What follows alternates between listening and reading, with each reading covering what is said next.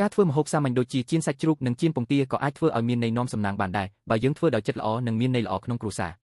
ខ្ញុំនឹងបង្ហាញជារបៀបធ្វើនិងន័យសំណាងបែបស្រួលចៀនសាច់ជ្រូកនាំសំណាងលូតលាស់គ្រឿងផ្សំសាច់ជ្រូកកាត់ស្ដើងខ្ទឹមអំបិលទឹកត្រីស្ករតិចម្រេចប្រេងចៀន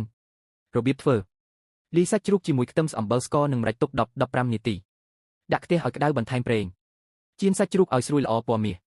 ដាក់ចេញនិងត្រៀមបម្រើនៃសំណាងសាច់ជ្រូកតំណាងឲ្យភាពសម្បូរបែបនិងការរីកចម្រើនពណ៌មាសនៃសាច់ចៀនប្រៀបដូចជាទ្រព្យសម្បត្តិចៀនពងទានាំសំណាងការចាប់ផ្ដើមថ្មីគ្រឿងផ្សំពងទាអំបិលតិចប្រេងចៀនរបៀបធ្វើកម្ដៅខ្ទះដាក់ប្រេងតិចបុកពងទាចូលខ្ទះបន្ថែមអំបិលបន្តិចចៀនឲ្យស្រួយជុំវិញតែស៊ុបនៅទន់ខ្លះឆ្ងាញ់នៃសំណាងពងទាជានិមិត្តរូបនៃការចាប់ផ្ដើមថ្មីនិងជោគជ័យរូបរាងមូលប្រៀបដូចជាភាពពេញលេញក្នុងជីវិតគន្លឹះបន្ថែមនាំសំណាងចំអិនដោយចិត្តសប្បាយនិយាយពាក្យល្អក្នុងគ្រួសារបរិភោគជុំគ្នានាំមកនូវសាមគ្គីភាពម្ហូបធម្មតាប៉ុន្តែបើយើងដាក់ចិត្តនិងអត្ថន័យល្អវាក្លាយជាម្ហូបនាំសំណាងក៏បានដែរ